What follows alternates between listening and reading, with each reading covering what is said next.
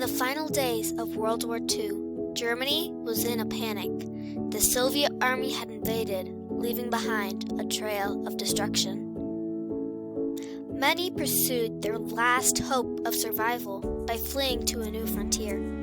Operation Hannibal was a refugee evacuation of German civilians from Germany and East Prussia and promised refuge in neighboring countries across the Baltic Sea. But not all would make it. In 1945, under the code word Hannibal, Grand Admiral Karl Donitz commanded a fleet of ships through the icy Baltic Sea to evacuate Germans into surrounding countries. Operation Hannibal was the most successful refugee evacuation of all time, with the exception of the Wilhelm Gustloff, a former cruise ship that would amount to the greatest loss of life and most devastating disaster at sea. In 1945, it was clear that Germany was losing the war. The Allies had the German forces on the run, and the Soviet army was hungry for revenge after the German army had starved and otherwise killed millions of Soviet citizens and soldiers. The Allies had surrounded Germany, and the Soviets tore through the remaining towns and villages. German men were nailed to barn doors, and women were violently raped and killed. Corpses piled up in these destroyed towns. An estimated 500,000 to 600,000 people were killed this way by the Red Army.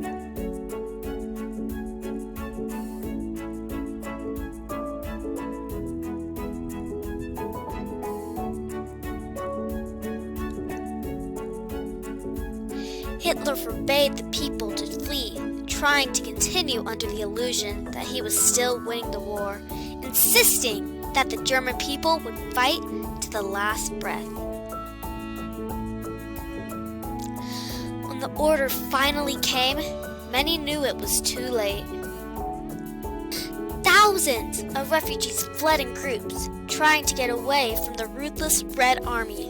Hundreds died in one of the coldest winters on record. Named after an assassinated Nazi leader and sister ship to the Robert Ley, the Wilhelm Gustloff was a cruise ship for the Kraftwerk Freud, or Strength Through Joy, program. It was launched on April 21, 1938. This was a program that took middle-class Germans on what was often the first vacation of their lives. This was thought to increase morale and loyalty to the Reich. The Strength Through Joy program included activities such as physical education, dance, and art lessons.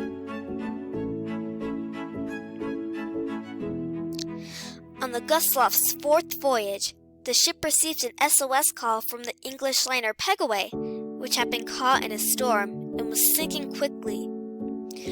The Gustloff saved the 19 members of the crew and the ship's captain for a total of 20 people. On January 23, 1945, Grand Admiral Karl Donitz, without Hitler's knowledge, commanded his submariners to pull back and take as many refugees with them as possible when they received the code word Hannibal, hoping this would get his submariners and many civilians to safety. He gathered hundreds of ships, including the Hansa, Robert Ley, and the fated Wilhelm Gustloff. Operation Hannibal crowded thousands of refugees into every type of ship imaginable and brought the refugees into surrounding countries across the Baltic, particularly Hella, Flensburg, and Kiel, all cities in Denmark. Every ship the Germans could get their hands on was used, from cruise ships to transport ships to homemade rafts. People were simply desperate to escape. Over 2 million people were saved through Operation Hannibal. That is over 3% of the remaining German population after the war.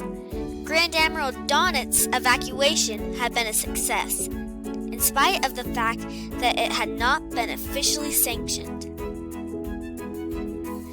But Operation Hannibal was not without its losses.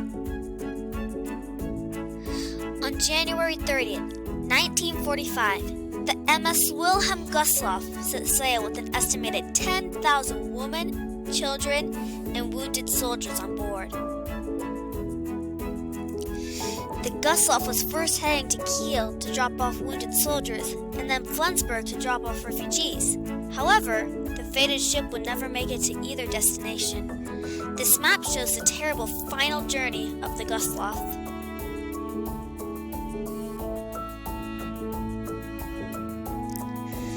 The Wilhelm Gustloff was sunk on January 30th, 9:16 p.m., approximately 20 nautical miles off the shore of Gotenhafen, Poland.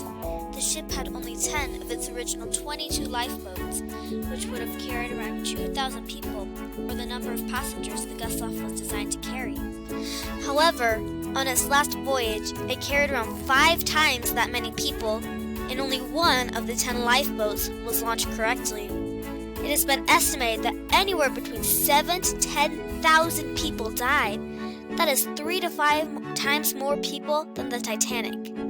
However, this tragedy has been largely forgotten by history. Most of its victims were women and children. The Gustloff was sunk by Soviet submarine piloted by Captain Alexander Marinesco, a young submariner who feared he would lose his rank in the Navy if he returned without a kill.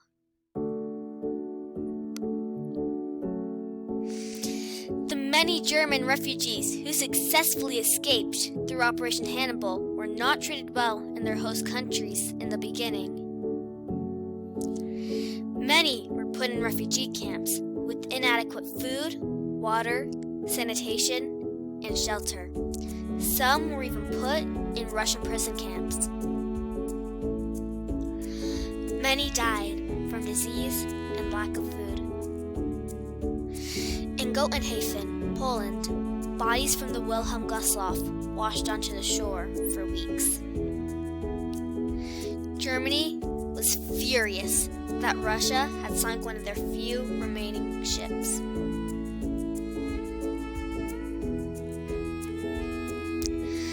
Because of Operation Hannibal, thousands of ethnic Germans now live in Denmark and surrounding countries.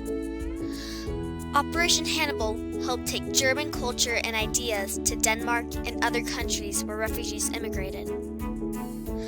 This unsanctioned evacuation forever changed the lives of millions of people in many different countries.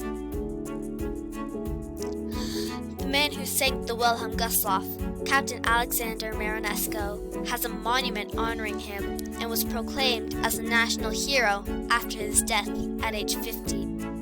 He is still honored today and is a common name in Russia. The women and children of the Wilhelm Gustloff, however, have been largely lost to history because of their association with Nazi Germany. There is no memorial to commemorate their failed plight.